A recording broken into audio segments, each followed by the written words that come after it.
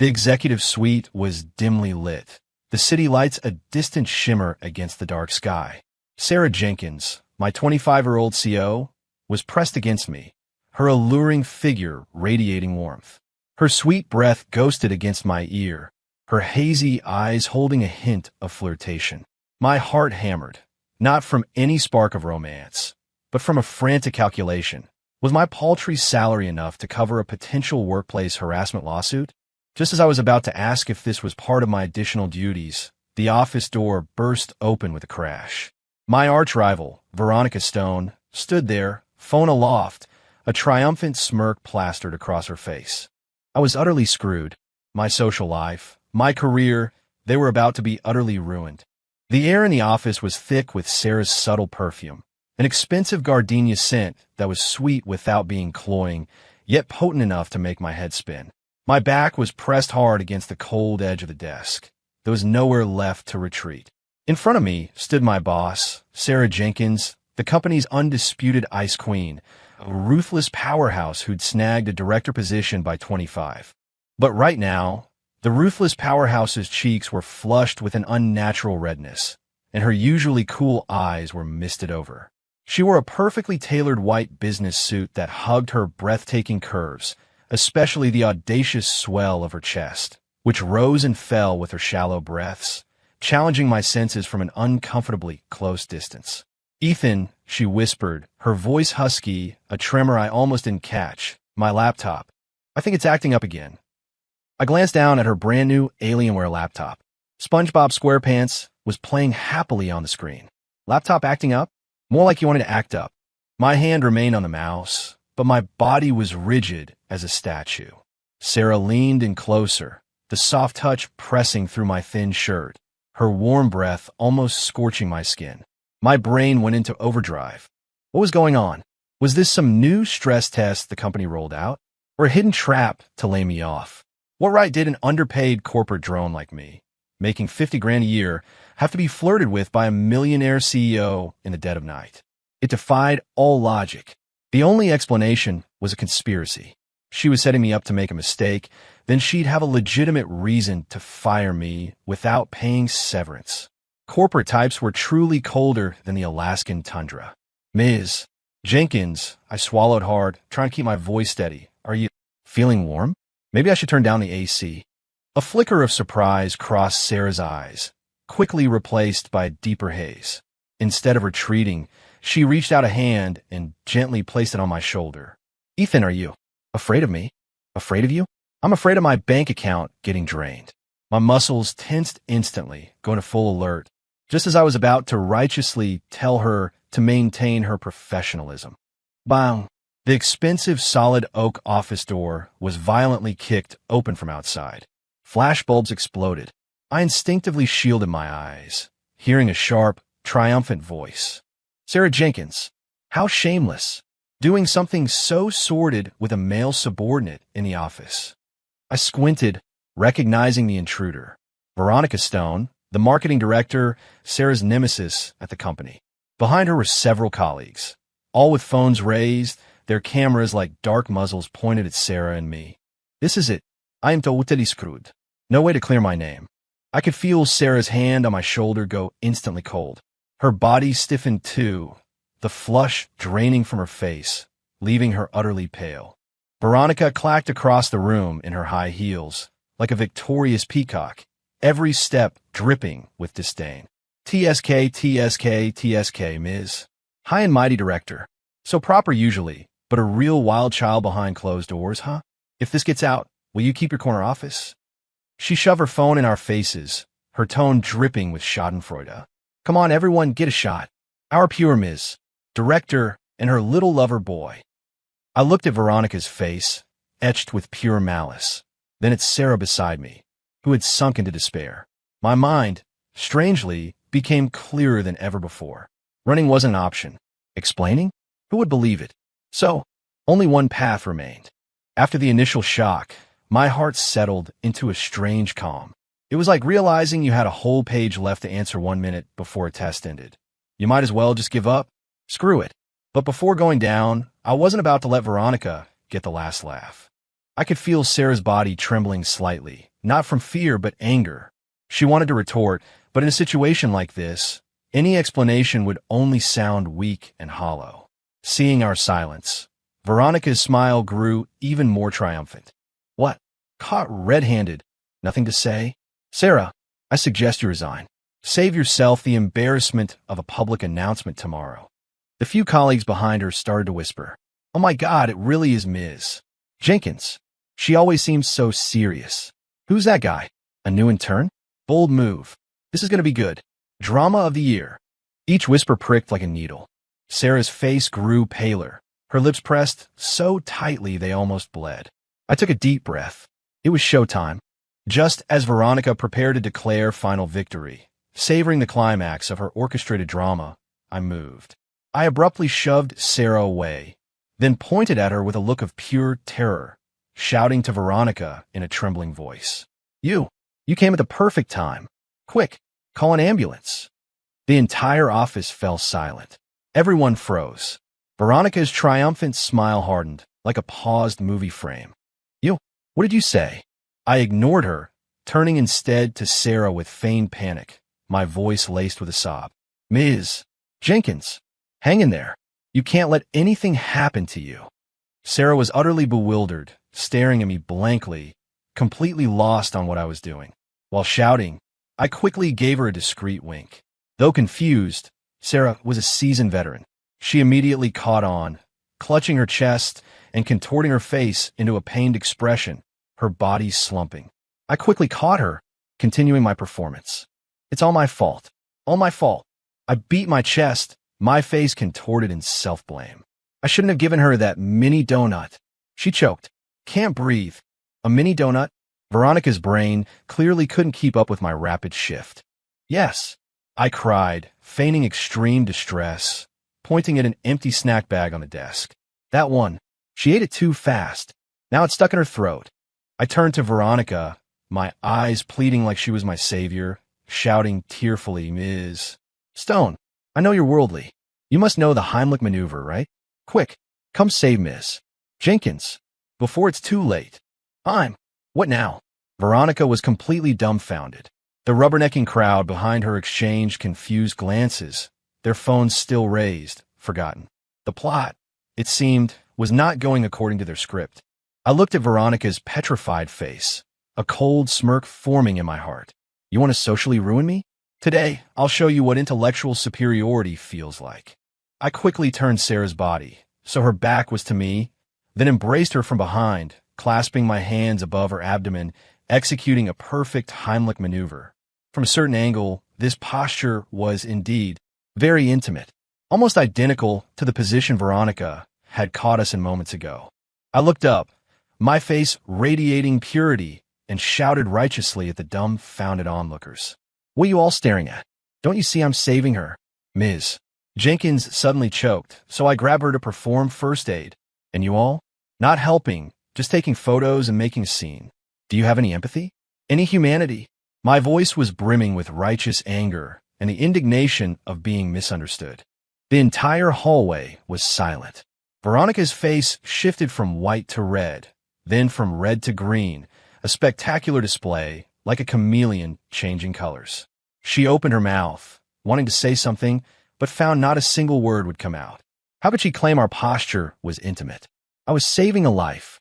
This was standard emergency procedure. Questioning me was questioning science. Claim Sarah's face was flushed? That was from choking. Didn't she see? You're lying. Veronica finally managed to stammer out a few words, but her previous aggressive momentum had already dwindled by half. I'm lying. I acted as if I'd heard the most absurd joke, holding the weak Sarah, my face full of grief and indignation as I stared at Veronica. Ms. Stone, I know you and Ms. Jenkins have your professional rivalries, but you can't joke about someone's life. This is a human life. Sarah, in my arms, was incredibly cooperative, letting out a faint groan at just the right moment, her body slumping further. Her voluptuous figure pressed against me, and I could distinctly feel her softness and warmth, even her slight tremors from trying to suppress her laughter. That vixen, I cursed inwardly, but my hands didn't falter, continuing to thrust upwards, muttering 1, 2, 3, 4. You, you too. Veronica pointed at us, trembling with rage. One of her colleagues behind her whispered, "It actually looks like first aid. I just learned it in company safety training last week." Another colleague chimed in, Yeah, the posture is pretty standard. It's just, Ms. Jenkins' expression, why does it look a bit enjoyable? I immediately cut him off. Nonsense. That's pain. A physiological reaction to extreme choking. What do you lay people know? The colleague flinched, not daring to speak further. Veronica's face was as black as thunder. Her meticulously planned gotcha moment was quickly transforming into a heroic rescue commendation ceremony. She, the lead character, had gone from righteous exposer to a cold-hearted villain obstructing a life-saving effort. Enough! Veronica finally exploded, shrieking, "You two stop acting. Do you think I'm stupid? Acting." I paused my movements, looking at her with an expression of pure disdain. "Ms. Stone, are you suggesting Miss Jenkins is risking her own life to act? To cooperate with me in a drama that could potentially kill her for what? For fun?" I paused, scanning the group, my gaze finally landing on Veronica, my tone heavy with sorrow. "Or perhaps, in your eyes, Ms. Stone, everything is just an act, and everyone's life is merely a stepping stone for you to climb." That hit her where it hurt. The surrounding colleagues' gazes at Veronica instantly changed. From curious onlookers, it turned into contempt and distance. Workplace drama was common, but using someone's life as a bargaining chip crossed everyone's moral bottom line. Veronica felt the shift in their eyes. She completely panicked. "I'm not. I didn't. It's you." Just then, Sarah in my arms suddenly coughed twice, then with a gasp spit out something from her mouth. Of course, it wasn't a mini donut. It was a breath mint I'd subtly pulled from my pocket during the chaos. The mint clattered crisply on the polished floor. I let out a long breath, slumping to the ground, my face etched with the exhaustion of someone who had just escaped death. Phew, finally out.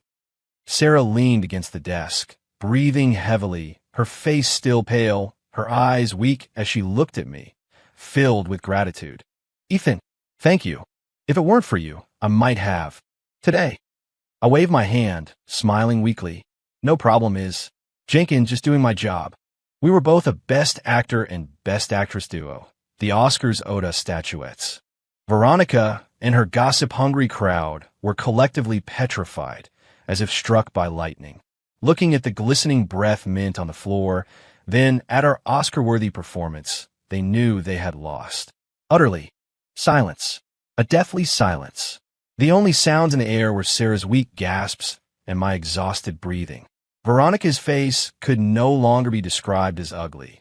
It was a contorted expression mixing anger, shame, disbelief, and complete defeat. The colleagues she brought with her wished they could bury their heads in the ground, their phones quietly lowered. The shift from gotcha squad to first aid gawkers had happened too fast for their level of thick skin to keep up. Misunderstanding. It's all a misunderstanding. A male colleague chuckled awkwardly, trying to smooth things over. I shot him a cold glance. Misunderstanding? A life almost gone, and you call it a misunderstanding? If I hadn't known the Heimlich maneuver today, if Ms. Jenkins had actually suffered harm, every single one of you present would be complicit in negligence. My voice wasn't loud, but every word hit them like a hammer. The men's faces paled, and they dared not speak again. My gaze finally settled back on Veronica, my tone filled with disappointment and sorrow. "Ms. Stone, I had truly never imagined you were this kind of person. To stoop to such low tactics to attack a rival. That triumphant look on your face, I'll never forget it. You want to take photos? Go on, keep shooting. Film Ms. Jenkins almost dying from choking on a breath mint. Post it in the company chat. Let everyone see how you expose the truth." I heavily emphasized the words breath mint. Veronica's body swayed, as if she'd been slapped hard, her face cycling between red and white. She knew she was finished. If this incident got out, she wouldn't just fail to bring down Sarah. She'd brand herself as callous and maliciously slanderous. Who would dare work with her in the company after this? Who would trust her? I. She tried to explain, but found all words powerless in the face of a life almost lost. Sarah finally recovered. She gripped the desk, slowly straightening up. Though her face was still pale, her eyes had regained their usual icy coolness and sharpness. She looked at Veronica, speaking word by word. "Veronica, from today, I don't want to see you in this company. First thing tomorrow, I'll have legal and HR contact you." This wasn't a negotiation, it was a sentence. Veronica trembled all over, the last trace of color draining from her face. She knew Sarah meant what she said. "And you all." Sarah's gaze swept over the colleagues who had come to gawk. "If I hear even a whisper of tonight's events, your fates will be the same as hers." The men were scared out of their wits, nodding frantically and bowing. No, we didn't see anything." Right, we just passed by, heard some noise, and came to look." "Ms. Jenkins, please be magnanimous. We won't dare again." With that, they scattered like they were fleeing a plague, practically running out of the office. Veronica stood there, utterly dejected, staring at Sarah with eyes full of venom and resentment. "Sarah Jenkins, don't get cocky. We'll see." She spat a final threat, then turned and left in a huff. Finally, only Sarah and I were left in the office. The formerly boisterous space was now awkwardly quiet. I picked myself up from the floor, dusted off my pants, and avoided Sarah's gaze. "Well, Ms. Jenkins, if that's all, I'll head home now. I just wanted to escape this hot mess." "Hold it." Sarah's cool voice came from behind me. My body stiffened. I slowly turned around. Sarah was leaning against her desk, arms crossed, watching me with a relaxed air. Her full chest seemed even more prominent with this pose. The paleness and weakness had vanished from her face, replaced by a playful, knowing half-smile. "Ethan." "Yes." "Mini donut." "Emlik manever." "Brasmint." With each word she spoke, she took a step closer to me. The click of her heels on the floor felt like they were tapping on my heart. Finally, she stopped directly in front of me. The distance between us was even closer than before. She tilted her head slightly, her beautiful eyes sparkling with a light I couldn't decipher. You held me pretty tight just now." My face instantly flushed crimson. "Ms. Jenkins, I was saving you. Standard procedure, no personal feelings involved." I immediately stood at attention, explaining myself righteously, terrified she'd think I was taking advantage of her. Sarah let out a soft laugh. That laugh was like an ice mountain melting, like spring blossoming, leaving me a little dazed. Normally, she always had a serious, unsmiling expression. This was the first time I'd seen her laugh so beautifully. "All right, relax." She waved a hand, the amusement in her eyes growing. "Thank you for tonight." No problem. As your subordinate. It's just me doing my job." I quickly waved my hands, keeping my posture very humble. "Oh, so you mean if I choke on another mini donut, you'll save me like that again?" She raised an eyebrow, a hint of teasing in her voice. I choked. This conversation was going nowhere. Seeing my awkwardness, Sarah seemed to be in an even better mood. She turned and walked back to her desk, took a card from a drawer, and handed it to me. "What's this?" I asked wary. "Hush money," I blurted out. Sarah's lips twitched, her previously relaxed expression showing signs of freezing over again. "Ethan, in your eyes, am I a shallow woman who only solves problems with money?" No, of course not. I shook my head, my survival instinct kicking in. "Ms. Jenkins, you're visionary, strategic, a real power player." "Enough." She cut off my flattery, pressing the card into my hand. "There's 200,000 in here." My hand trembled, nearly dropping the card. 200,000? That was 3 years of my salary without eating or drinking. "Ms. Jenkins, this is too much. I can't take it." I quickly tried to push the card back. Though I loved money, a gentleman acquires wealth justly. This money felt too hot to handle. "It's not for you," Sarah said flatly. I breathed a sigh of relief. "It's for your emotional distress, lost work, damage to your reputation, and..." She paused, glancing at me. "And for your first aid service earlier." My face started to burn again. "Take it." Her tone was absolute. "The password is 6/8. I don't want a third person knowing about tonight. You're smart, you know what I mean." I looked at the card in my hand, then at her. This wasn't just hush money anymore. This was Well, not selling my soul, but more like payment for saving my neck. I'd made an enemy of Veronica today, and with her deep connections in the company, my life wouldn't be easy. Sarah was giving me a reassurance, telling me she'd protect me. With that thought, I no longer refused. Thank you, Ms. Jenkins. I carefully put the card away. Sarah nodded, seeming a little tired. She rubbed her temples. You can go home now. Okay, I replied, turning to leave. At the door, I paused again, looking back at her. Ms. Jenkins. Something else? I hesitated, then couldn't resist saying, maybe fewer mini donuts in the future, okay? Or breath mints. They're both easy to choke on. Sarah froze for a moment, then understood, a helpless, amused expression crossing her face. Got it, Chatterbox. I grinned, turning and walking out of the office. The moment the door closed, I let out a long, slow breath. Tonight had been a roller coaster of emotions, more thrilling than any ride I'd ever been on. I squeezed a thin card in my pocket, feeling a bit surreal. Ethan Miller, a regular corporate drone, had not only experienced a heroic rescue in the CEO's arms, but also received a massive sum of $200,000. Was this what they called a blessing in disguise? I pondered this as I headed towards the elevator. The elevator doors opened, and someone was already inside. Veronica. She was clearly waiting for me. Ethan Miller, she hissed, gritting her teeth. Oh, Ms. Stone's still here. I feigned ignorance, looking at her innocently. Don't get cocky. She glared at me. You think you helped Sarah, and she'll see you differently? I'm telling you in her eyes, you're just a dog she can discard anytime. Oh, I replied flatly, stepping into the elevator and pressing the first floor button. Don't you dare doubt me. Veronica followed me into the elevator, her voice shrill. I know Sarah better than you. She'll use you up and kick you out. You cross me today, I guarantee you won't last in this company. The elevator doors slowly closed.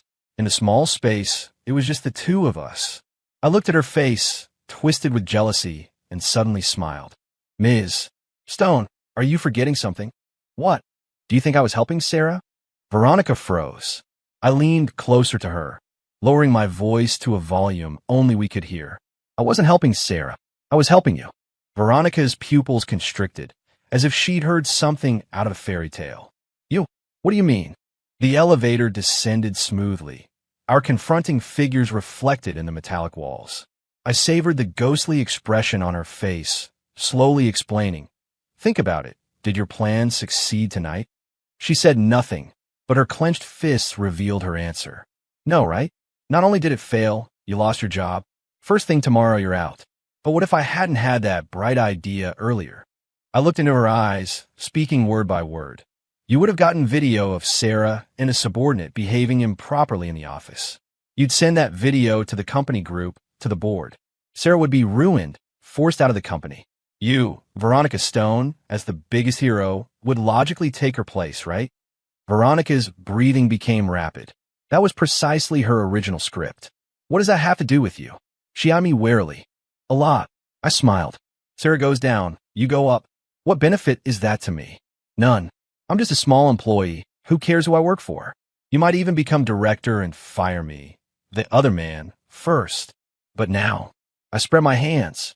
Now it's different. You're fired, but Sarah owes me a huge favor. Don't you think she'll look out for me? Promote me? Give me a raise? The elevator chimed, reaching the first floor. The doors slowly opened. Veronica stood there, dumbfounded, her mind a mess. I straightened my collar, preparing to exit the elevator. So, I turned back, giving her a bright smile. Ms. Stone, I didn't help you stage a choking incident. I helped you avoid a murder charge. Think carefully. If Sarah had suffered any harm, you kicking the door in tonight would make you the prime suspect, wouldn't it? You wouldn't just take her down, you'd go down with her. I actually saved you twice. With that, I ignored her completely petrified face and stepped out of the elevator. The night air outside the building felt particularly cool. I took a deep breath, feeling completely refreshed. Manipulating people's minds, it turned out, was a truly fascinating game. The next day at work, the company atmosphere was peculiar. Veronica, as expected, didn't show up. The HR announcement quickly followed, the official statement citing voluntary resignation for personal reasons. But everyone knew full well that the marketing director, who had been prominent in the company for years, had become history overnight. Many people looked at me with a mix of curiosity and awe. Although Sarah had successfully suppressed the dramatic scene at the office door last night, a few stragglers had still managed to embellish the tale of Ethan Miller's heroic rescue, driving Veronica away. My current image in the company was probably that of a low-key, mysterious figure with an incredibly odd connection to Ms. Jenkins. Even the receptionist, who usually ignored me, proactively offered me a hot coffee today. "Mr. Miller, for you." I was flattered, feeling like the coffee might have some special power-up in it. Entering the office, Sarah was already there. Today she wore a black power suit, her hair pulled back, makeup immaculate, back to her ruthless, Ice Queen CEO persona. It was as if the hazy-eyed, slumping woman from last night had been a mere hallucination. She simply gave me a slight nod when she saw me, a form of greeting. I, being discreet, said nothing, returning to my desk and pretending to work diligently. At 10 in the morning, Sarah's assistant tapped on my desk. "Ethan, Ms. Jenkins wants to see you." My heart sank. Here it comes. Was this for settling the score, or for rewarding my efforts? I walked into the director's office with a nervous heart. "Seat." Sarah gestured to the chair opposite her. I sat down properly, back ramrod straight. "Last night's matter was handled cleanly," she stated directly. "All thanks to your excellent leadership, Ms. Jenkins," I quickly flattered. She seemed to be in no mood for my platitudes, picking up a document from her desk and handing it to me. "Look at this." I took it, and my pupils dilated. "Appointment notice, Mr. Ethan Miller is hereby appointed acting director of the marketing department, effective immediately." Marketing? Acting director? Wasn't that Veronica's old position? "Ms. Jenkins, this isn't right, is it?" I was so startled, I almost leaped out of my chair. My experience is limited, my abilities are modest. I can't handle such a huge responsibility. I was a corporate grunt making $50,000 a year. You want me to manage a whole department? This was like throwing a duck into a pond and expecting it to fly. "If I say you can, Sarah said, her tone leaving no room for argument. "Veronica's gone, and the marketing department is rudderless right now. It needs someone trustworthy to stabilize the situation. You are the most suitable candidate at the moment." Trustworthy? We only had our first negative distance encounter last night, for crying out loud. But no buts. She cut me off. "This is an order. 3-month probation. Do well, and the acting part will be removed. Don't do well." She didn't finish, but the meaning in her eyes was clear. "Don't do well, and you're out." I looked at her stunning, cool face, then at the appointment letter in my hand, and 1,000 thoughts ran through my mind. This wasn't a promotion and a raise. This was putting me on the spot. The marketing department, they were all seasoned veterans. Veronica had run it for years. Who knew how many of her loyalists were still there? I, a complete outsider, will be eaten alive. Sarah's move was brilliant. It placated me, the hero, while simultaneously pushing me into the spotlight to clean up the mess Veronica had left behind. If I managed to hold things together, she'd reap the rewards. If I failed miserably, she could simply replace me at any time, with no loss to her. Corporate executives, indeed, were vampires. What? Scared? Sarah raised an eyebrow, seeing my prolonged silence. Could I say I was scared? That $200,000 service fee was still in my pocket. I took a deep breath, steeling myself. Consider it done. I stood up and gave her an awkward salute. No risk, no reward. So it was the marketing director position? I'd take it. A barely perceptible smile touched Sarah's lips. Very good. Now, go to your new office. She pointed next door. Oh, right, a word of advice. What? Veronica's office has some bad vibes. I suggest you find someone to clear the energy before you go in. Me? I ultimately didn't hire anyone to clear the energy, because I was the biggest bad vibe there. When I walked into Veronica's old office, cradling my small cardboard box, the entire marketing department went silent. A dozen pairs of eyes focused on me, each with a different look. Curiosity, contempt, scrutiny, but mostly defiance. I understood their feelings. An unknown junior employee, overnight, became their boss. Who wouldn't be unhappy, especially considering the legendary way I'd risen to power? A man in his 30s with a receding hairline stood up. He was Dave Larson, the marketing assistant director, supposedly Veronica's top loyalist. Well, isn't it Ethan Miller? What's up? Wrong department? Administration is next door, Dave said, dripping with sarcasm. A ripple of suppressed laughter went through the office. This was their attempt to put me in my place. I set my cardboard box on the desk with a thud. Then, I scanned the room, a gentle smile on my face.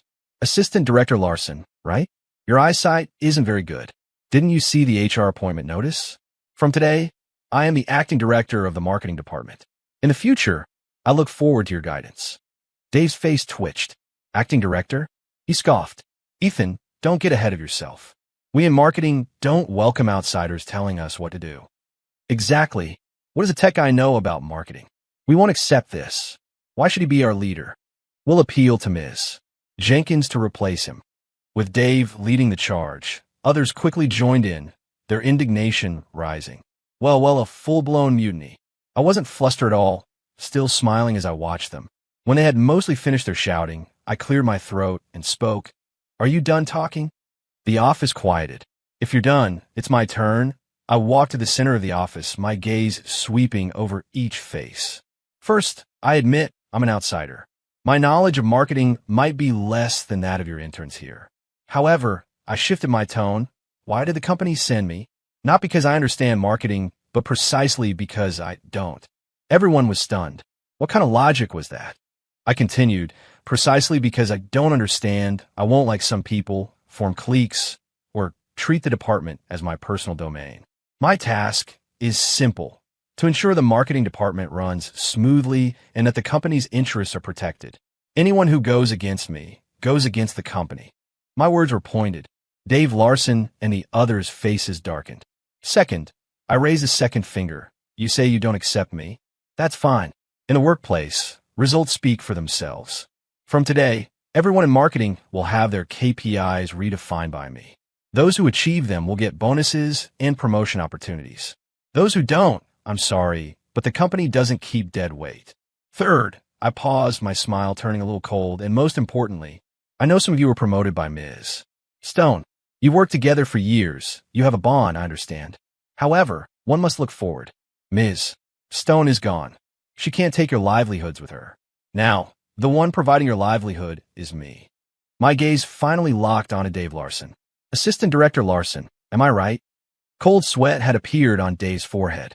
He hadn't expected me, this seemingly harmless young man, to be so difficult. In just a few words, I had neutralized his offensive and even turned the tables on him. He wanted to retort, but found that everything I said was logical, leaving him no loopholes. Of course, I'm not entirely heartless. I suddenly changed tack, my tone softening. Today is my first day in office. Tonight, I'll treat the entire department to a lavish dinner at the Velvet Lounge as my welcoming gesture. How about it, everyone? The Velvet Lounge was the most upscale entertainment club in the city, with a per-person cost in the four figures. At the mention of the name, many of the male colleagues' eyes lit up. As the saying goes, there's no conflict a good night out can't solve. If there is, make it two. Dave Larson's face changed multiple times. Finally, he squeezed out a sentence through gritted teeth. Director Miller. You're too kind. He dropped the word acting. I knew I had won the first round, but I knew this was just the beginning. These seasoned veterans wouldn't be bought with one dinner. The real battle was yet to come. And what I didn't know was that on the other side of the office, a pair of cool eyes was quietly observing everything through a surveillance camera. Inside a private room at the Velvet Lounge, the lights were dim and drinks flowed freely.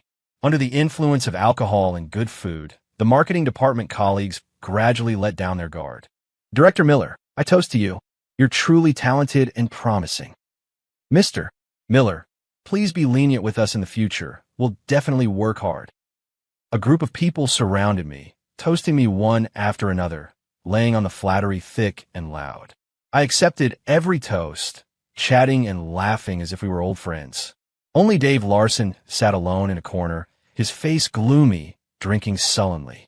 I knew he was still resentful.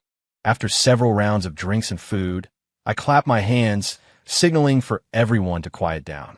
Ladies and gentlemen, I raised my glass, standing. Thank you all for joining me tonight. I won't bother with formalities. I'll drink this, and you all drink as you please. I tilted my head back and downed the top-shelf whiskey in my glass. Cheers. Everyone applauded. I put down my glass, wiped my mouth, and said, besides getting to know everyone, I have an important announcement to make tonight. Everyone perked up their ears. Next quarter, the company's most important project, the Starlight Project, Ms. Jenkins has decided to entrust to our marketing department. As soon as my words fell, the private room instantly erupted. What? The Starlight Project? Oh my God, that's the company's biggest investment project this year. I heard the promotional budget alone is $100 million. Didn't they say before that this project was jointly handled by R&D and Ver in the previous marketing department? Dave Larson's face also changed. He abruptly looked up, staring at me in disbelief. The Starlight Project was the company's top priority this year. Whoever secured it would gain a firm foothold in the company and skyrocket to success. Veronica had fought fiercely with R&D for this project, and now Sarah was directly giving it to me, the newcomer. This wasn't just favoritism. This was outright indulgence. Ethan, you're not joking, are you? Dave couldn't help but ask. Do I look like I'm joking? I smiled, taking a document from my bag and tossing it onto the table. This is the document, Ms. Jenkins just signed this afternoon. You can all take a look. Everyone immediately crowded around, and upon seeing Sarah's bold signature and the vibrant red company seal on the document, everyone gasped. Their eyes, looking at me, had completely changed. If before it was awe, now it was fear. What was Ethan Miller's background exactly for Ms. Jenkins to so lavishly support him, regardless of cost? Could it be that he really was Ms. Jenkins's? Some people's minds began to conjure up certain indescribable images. I was pleased with their reaction. This was the effect I wanted. Establishing authority wasn't enough with just suppression. There also had to be enticement. The $100 million project was the carrot I dangled. Whoever wanted to eat, it had to follow my lead. The importance of this project goes without saying. I tapped on the table, drawing everyone's attention back. If this project goes well, everyone here will double their year-end bonuses. If it fails, I paused, scanning the room. You and I, we all go down together. Everyone's hearts tightened. I was tying everyone to my ship. We would sink or swim together. Mr. Miller, just tell us what to do. We'll all listen to you. A quick-witted young man immediately declared. Right. We'll all listen to Mr. Miller. Others quickly echoed. Even Dave Larson lowered his head now, saying nothing more. He knew the tide had turned. In the face of such immense profit, all the minor favors he had cultivated before were utterly insignificant. I smiled, gesturing for quiet. Specific work details we'll discuss in a meeting tomorrow. Tonight, everyone just eat and drink to your heart's content. All expenses on me. Mr. Miller, you're the best. The private room erupted in enthusiastic cheers again. Holding my glass, I looked at these subordinates who a minute ago wanted to eat me alive and now bowed to my every word. I felt no pride. I knew this was just the first step.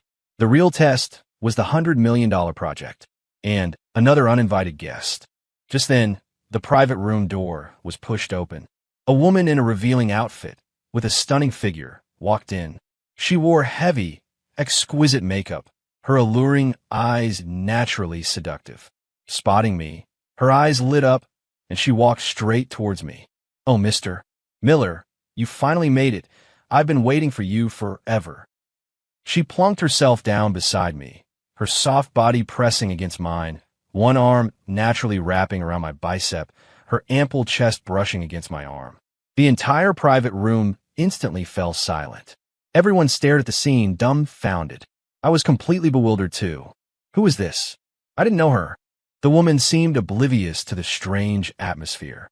She picked up my drink, her alluring eyes gazing at me. Mr. Miller, I'd like to toast you. Before I could react, the private room door opened again. This time, the person standing in the doorway was Sarah Jenkins.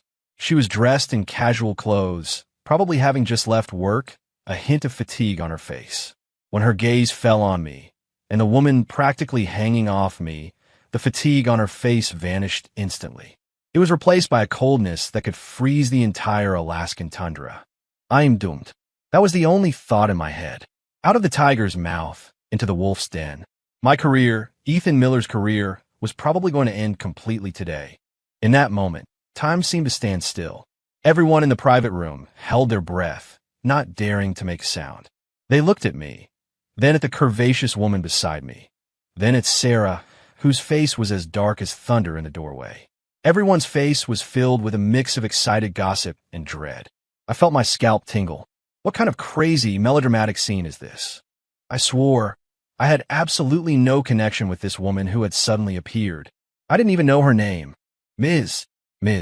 Jenkins, why are you here? I struggled to break free from the woman's embrace, but she clung on so tightly I couldn't shake her off for a moment. Sarah didn't answer me. She simply stared at us coldly, her gaze like two sharp ice blades cutting back and forth between my face and the woman. Finally, her eyes landed on the woman's hand wrapped around my arm. I swear, I saw a flicker of murderous intent in her eyes. Who is this? Sarah finally spoke, her voice terrifyingly calm. I was about to explain, but the woman beside me cut in first. Instead of letting go, she pressed closer to me, saying coyly to Sarah, I'm Mr. Miller's girlfriend, of course. Who are you, Missy? Girlfriend? When the hell did I get a girlfriend? If I had a girlfriend like you, would I be working overtime until midnight every day? I stared at the woman beside me in shock, but she just winked playfully at me, as if to say, Don't worry, I've got this. You got a big fat ghost. I felt like Sarah's stare was going to peel the top of my skull off. Girlfriend? Sarah repeated the three words, a dangerously sharp curve forming on her lips. Ethan, your taste is truly unique. Unique my ass. I am innocent. Ms. Jenkins, please let me explain. I don't know her. I was practically in tears. Don't know her? Sarah sneered.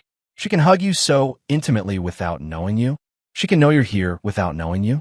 Ethan, do you take me for a fool? I was speechless. Yeah, who would believe this? A complete stranger suddenly shows up in your private room, claims to be your girlfriend, and gets handsy. Not even a B-grade drama would write a script this absurd. I was about to say something to salvage the situation, but the woman spoke again. Honey, who is this lady? Your colleague? She's so mean. As she spoke, she snuggled closer into my arms, feigning fear. Me? Lady, if you keep this up, I'm going to be sleeping with the fishes by tomorrow. The marketing department colleagues, all with their heads down, were subtly shaking with suppressed laughter. This was probably the most exciting scene they'd witnessed since joining the company. Even Dave Larson, who had always held a grudge against me, now wore a smug, schadenfreude-filled expression. Sarah's face could no longer be described as just ugly. It was the calm before a hurricane. She took a deep breath, walking towards us one step at a time. The click of her high heels on the floor was like a death countdown. She stopped directly in front of us. Then, she did something that surprised everyone. She didn't lash out at me, nor did she confront the woman. She simply reached out, picked up the glass of whiskey I had just been drinking, and then downed it in one go. After that, she slammed the empty glass heavily onto the table with a loud bang. Ethan, she looked at me, her eyes devoid of any emotion. The Starlight Project, you don't need to be responsible for it anymore.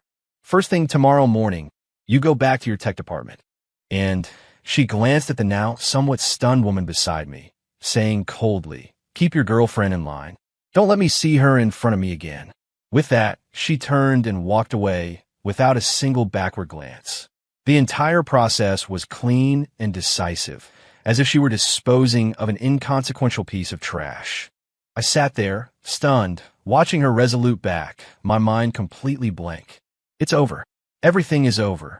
The acting director position I had worked so hard to get, gone before I even warmed the seat. That $200,000 service fee would probably have to be coughed up. Most importantly, I had completely offended Sarah Jenkins. With her personality, I would definitely not have an easy time at the company in the future. My life, it seemed, had plummeted from the peak of Mount Everest to the bottom of the Mariana Trench in an instant. And the culprit behind all this was now looking at me with an innocent expression. Honey, what's wrong? Who is that lady? Why was she so angry? I slowly turned my head, looking at her innocent face. A slow smile spread across my lips. A smile uglier than a cry.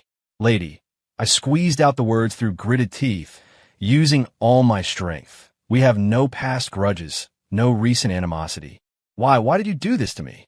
The innocent expression on the woman's face vanished instantly. She released my arm, sat up straight, then slowly pulled out a business card from her Chanel bag and handed it to me. Allow me to introduce myself.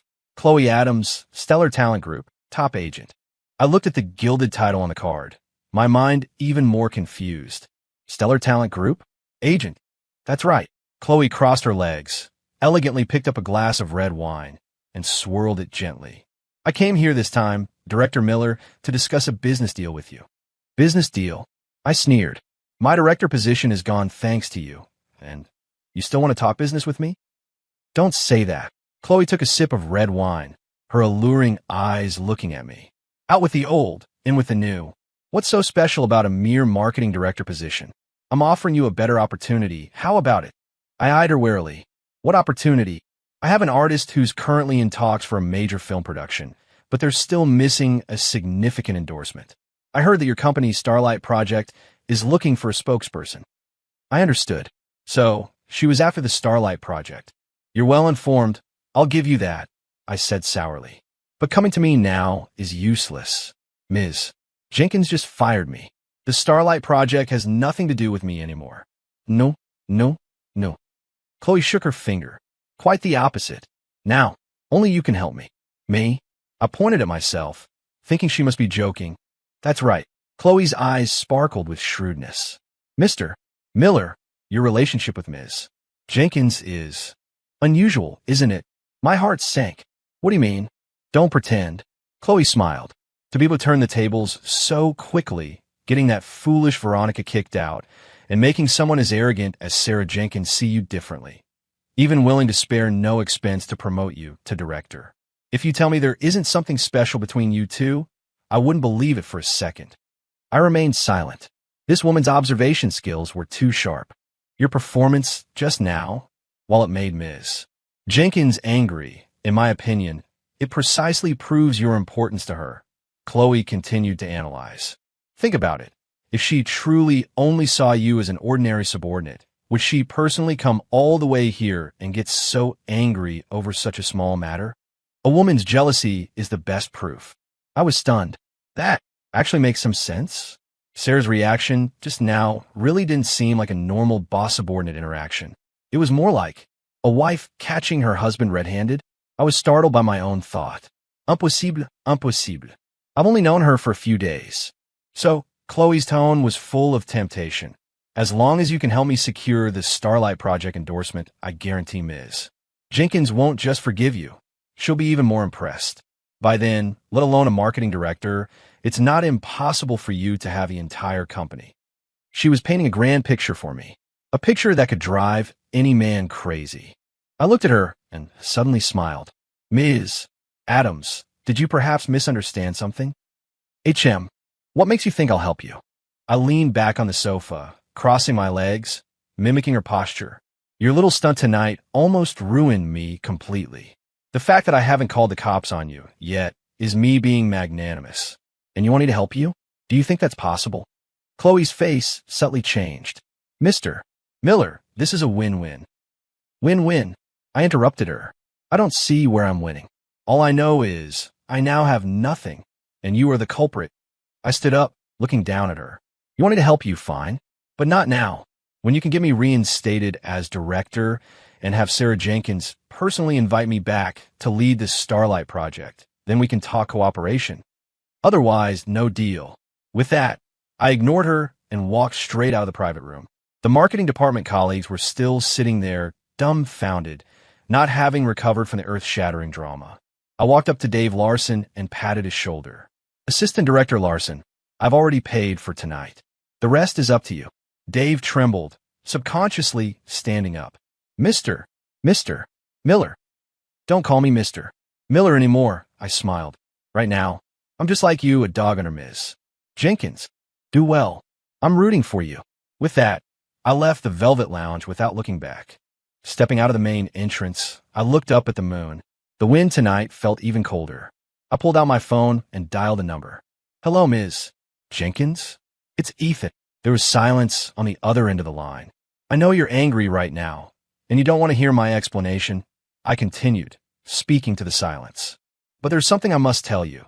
That woman just now, Chloe Adams, is an agent from Stellar Talent Group. She came to me about this Starlight Project endorsement. She said she has a way to make you personally invite me back to continue leading this project. I think there might be a conspiracy against you behind this. The location is the Velvet Lounge, VIP room 888. I've said my piece, believe it or not. With that, I hung up the phone and then turned it off. After doing all that, I let out a long, deep breath. Put the ball back in Sarah's court. Now, she was the one who had to deal with the headache. As for me, it was time to go home and get some good sleep. After all, tomorrow I had to go back to the tech department and continue being a corporate drone. I thought I would be sent back to square one, once again becoming that tech geek struggling with code and bugs. However, the next day, when I woke up naturally and checked my phone, I discovered the world had changed again. My phone had dozens of missed calls, mostly from company colleagues, and a few from Dave Larson. My texts were also exploding, hundreds of unread messages. I opened the company's main group chat. The latest message was a red letter announcement from HR. Notice regarding Starlight Project staffing adjustment. Following review by the general manager's office, significant oversight risks were identified with the original Starlight Project lead. To ensure the smooth progress of the project, Mr. Ethan Miller from the technology department is hereby appointed as the overall project lead for the Starlight Project, with full authority over all project matters. The marketing department, R&D department, and other relevant departments must unconditionally cooperate with Project Lead Miller's work. This is hereby announced. Furthermore, former marketing assistant director Dave Larson is hereby terminated, effective immediately, for accepting commercial bribes and severely damaging company interests. The company reserves the right to pursue legal action. I stared at this notice for a full 3 minutes, dumbfounded. What the hell? Another twist? Not only was I reinstated, but I was upgraded from an acting director of one department to the overall project lead of a cross-department project. And Dave Larson, that old fox, was fired for receiving commercial bribes? What exactly happened last night? I quickly clicked on the messages Dave Larson had sent me. The latest one was sent at 3 in the morning today. Mr. Miller, I was wrong. I was truly wrong. Please have mercy, spare me. It was Chloe. That woman bribed me. She gave me $100,000 to help her act, to deliberately smear you in front of Ms. Jenkins. I was momentarily foolish. Please beg Ms. Jenkins for me. I don't want to go to jail. Following, there was a long string of bowing emojis. I instantly understood. My phone call last night was like a fuse that directly ignited Sarah's powder keg. She must have, after I hung up, returned to VIP room 888 to catch them. With her methods, extracting confessions from Chloe and Dave would have been effortless. Thus, a caught-in-the-act drama transformed into an expose on commercial bribery. And I, the victim who was almost completely screwed, transformed into a loyal subordinate who was framed by villains, endured humiliation, and finally had his name cleared. Sarah's move was brilliant. Not only did she remove Dave, that thorn left by Veronica, but she also logically gave me greater power, completely binding me to her war chariot. Most importantly, she also used this opportunity to firmly warn Stellar Talent Group. I could almost imagine Chloe being frantic right now. As I was thinking, an unknown number called. I answered the phone. Hello, is this Mr. Miller? A cautious female voice came from the other end. It was Chloe. Her voice no longer held the arrogance and seduction of last night, only humility and fear. Ms. Adams, what can I do for you? I asked flatly. Mr. Miller, you are so magnanimous. Last night, I was blind and offended you. I apologize. I beg your forgiveness. Chloe's voice was almost tearful. Please tell Ms. Jenkins to go easy on Stellar. Ms. Jenkins has already frozen all our company's cooperation projects. Our boss is going to flame me alive. Oh, is that so? I feigned surprise. Your company still has projects cooperating with ours. Yes. Always have. Chloe said urgently. Mr. Miller, as long as you're willing to help, I'll agree to any condition. We don't want a single cent for the endorsement fee. It's free. We can even have all our artists help promote the Starlight Project. Just say the word. I smiled. The fish was on the hook. Ms. Adams, you're being too formal. My tone softened. Between us, why talk about money? Talking about money only hurts our relationship. Chloe paused for a moment, seemingly confused by my meaning. Mr. Miller, do you mean? I paused, speaking word by word. I'm not interested in money. I'm only interested in you. On the other end of the line, Chloe's breathing stopped instantly. I could even imagine the ghostly expression on her face at that moment. After a full 10 seconds, she finally asked in a trembling, incredulous voice, Mr. Miller, what? What did you just say? I said, I'm interested in you. I repeated, my tone calm, but utterly resolute. Didn't you say you wanted to discuss business with me? Now, I'm giving you that chance. Tonight, same place, the Velvet Lounge, VIP room, 888. I'll be waiting. Come alone. With that, I hung up the phone directly. I leaned back against the headboard, looking at the bright sunlight outside the window, the curve of my lips growing wider. Chloe, you want to play?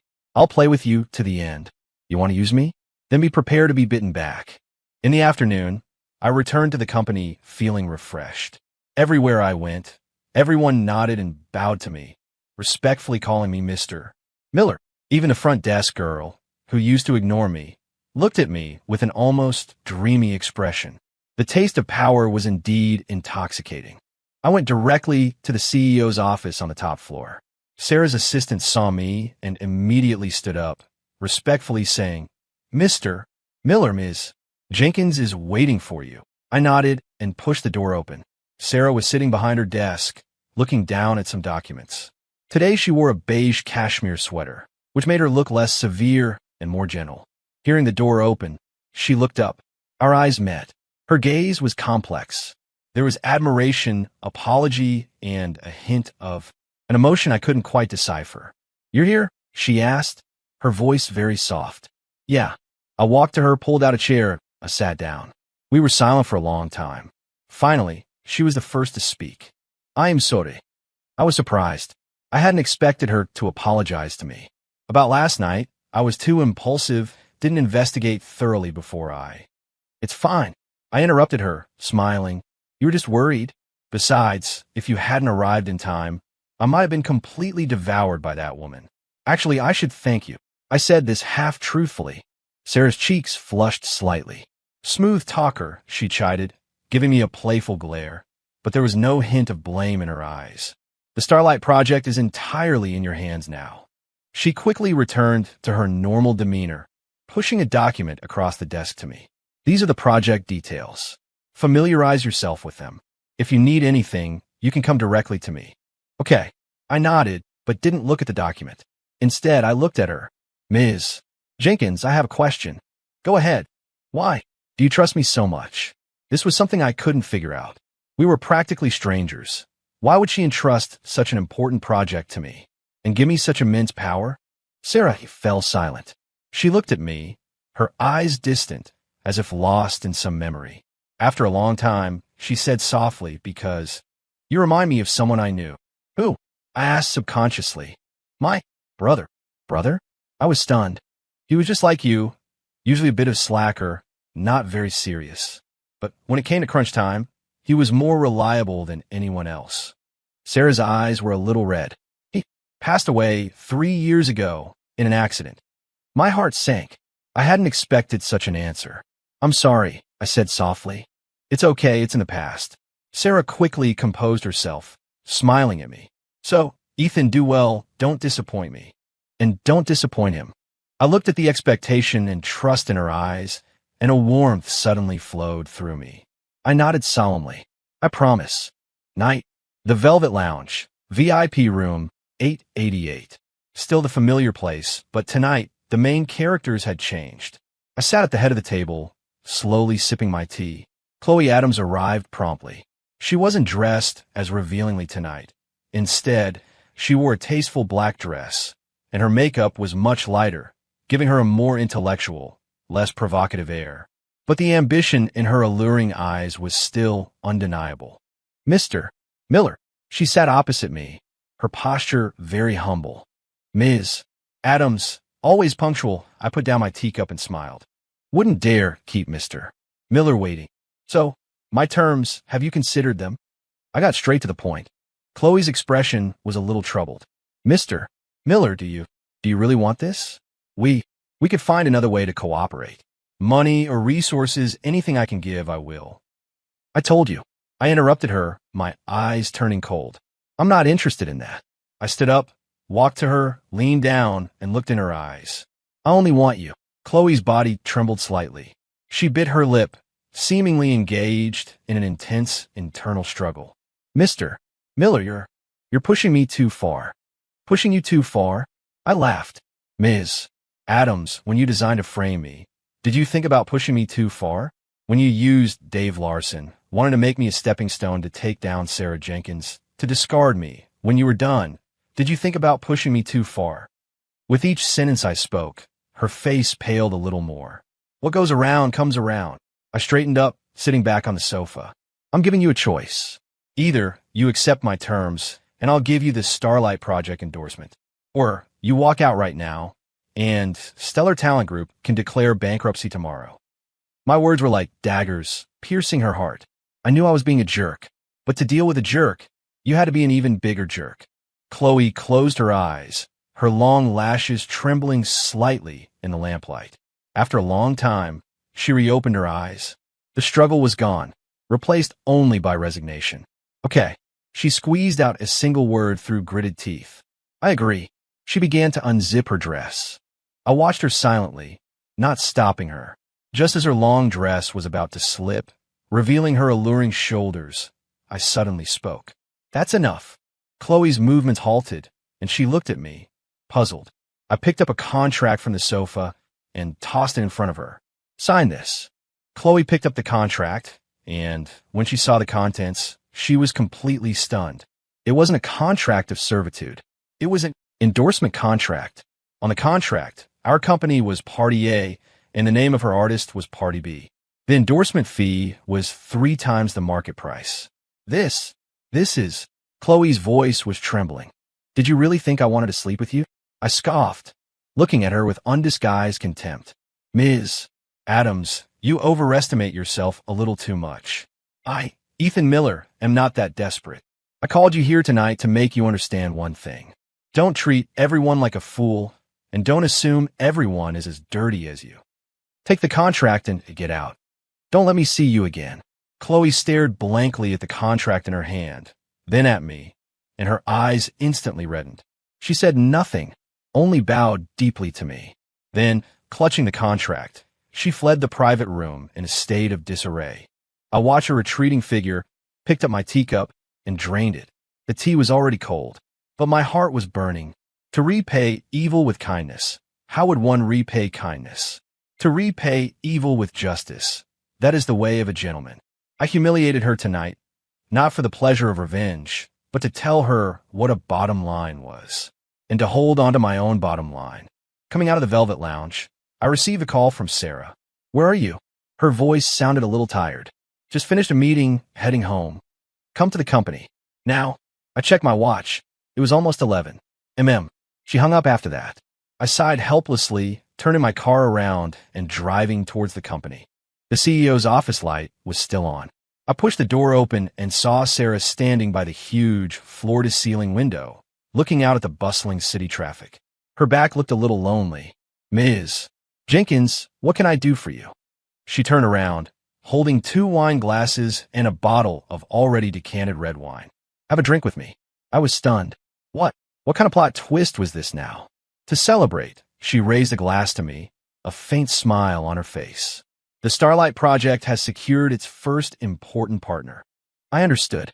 Chloe must have already sent her the signed contract. I took the wine glass and lightly clinked it against hers. Ms. Jenkins, your news travels fast. You did well. She took a sip of wine, her gaze burning into mine. Ethan, I wasn't wrong about you. A gentleman dies for his confidant. I joked, but she took it seriously. Don't talk about dying. It's bad luck. She walked to me, gently straightening my slightly messy collar. For now on, live well. Her fingertips were cold, yet carried a hint of tenderness. My heart skipped a beat. The atmosphere in the office became charged with a subtle intimacy. The fragrant aroma of wine, mixed with her subtle perfume, was intoxicating. Ms. Jenkins, I was about to say something to break the damned intimacy, but her finger lightly pressed against my lips. Chill. She rose on her tiptoes, slowly leaning closer to me. Her eyes, like two black opals, sparkled in the light. They reflected my startled, flustered face. My mind was blank. This time, there was no mini donut, no Heimlich maneuver, and no uninvited guest. Only her and me, and a wine-scented kiss that was about to land. Ultimately, the kiss didn't land. In the second before our lips touched, I instinctively turned my head. Sarah's kiss landed on my cheek. Warm, soft, tinged with the slight intoxication of red wine. Time seemed to freeze in that moment. Sarah's body stiffened. She slowly retreated, looking at me, her eyes filled with shock, confusion, and a hint of hurt. Why? She asked softly. I dared not look into her eyes. Ms. Jenkins, I said, my voice a little dry. We're not right for each other. Not right. She gave a self-deprecating laugh. What's not right? Because I'm your boss? Or because you think I'm treating you as his replacement? I fell silent. I didn't know. Maybe both. I had a good feeling about her, even a slight flutter in my heart. But this feeling was too complex, too dangerous. It was built on manipulation, testing, and a huge misunderstanding. It also carried the shadow of another man. I couldn't tell if she truly liked Ethan Miller or the brother Ethan resembled. Ethan, look at me. Her voice carried a hint of command. I looked up. I admit, at first, I did see something in you because you reminded me of him. Her eyes were sincere and frank. But everything that happened afterwards, Veronica, Chloe, the Starlight Project, you handled it far better than I expected. You're smart, capable, but you also have boundaries, principles. You're not him. You are you. She cut me off, speaking word by word. I like you, Ethan. This sudden confession, like a bomb, exploded in my mind. I was completely stunned. I looked at her exquisite face, at the unconcealed affection in her eyes, and I realized that all my rationality, all my defenses crumbled in that moment. So, she looked at me, a familiar, cunning smile gracing her lips. Now, can you give me your answer? I looked at her for a long, long time. Then I smiled. I reached out and pulled her back into my embrace. This time, I didn't hesitate. I lowered my head and kissed her red lips, which I had coveted for so long. Outside the window, the city lights twinkled. Inside, a new chapter began for us.